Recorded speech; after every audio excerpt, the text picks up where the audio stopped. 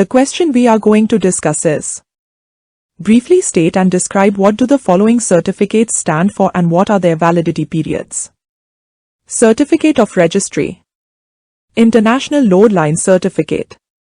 Let's start with the first part of the question. Certificate of Registry. This is the trading certificate issued to the ship by the flag state.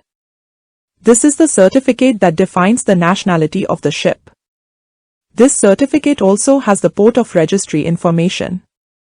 It has the port of registry of the ship, name and address of the ship owner, basic ship particulars like length overall, breadth, gross tonnage, etc. For a ship to qualify for registration in a particular country, the ship owner needs to meet the conditions set by that country. While Certificate of Registry does not have any expiry date, some flag state may give a validity period to this certificate. As this certificate is required by local laws of the flag state as well as UNCLOS, this certificate would fall under the statutory certificate category. Let's discuss the next part of the question. International Load Line Certificate.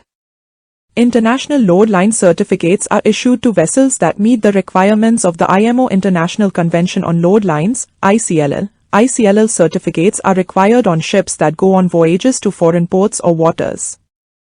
The International Convention on Load Lines generally applies to ships engaged in international trade with the following exceptions. Ships of war. Ships less than 24 meters in length. Pleasure yachts not engaged in commercial activities.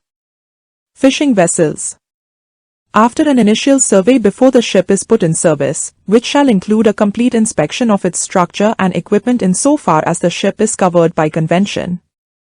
The survey shall be such as to ensure that the arrangements, materials and scantlings fully comply with the requirements of the International Convention on Load Lines. It is maintained by a periodical survey not exceed 5 years, to ensure that the structure, equipment, arrangements, materials and scantlings fully comply with the requirements of the Convention.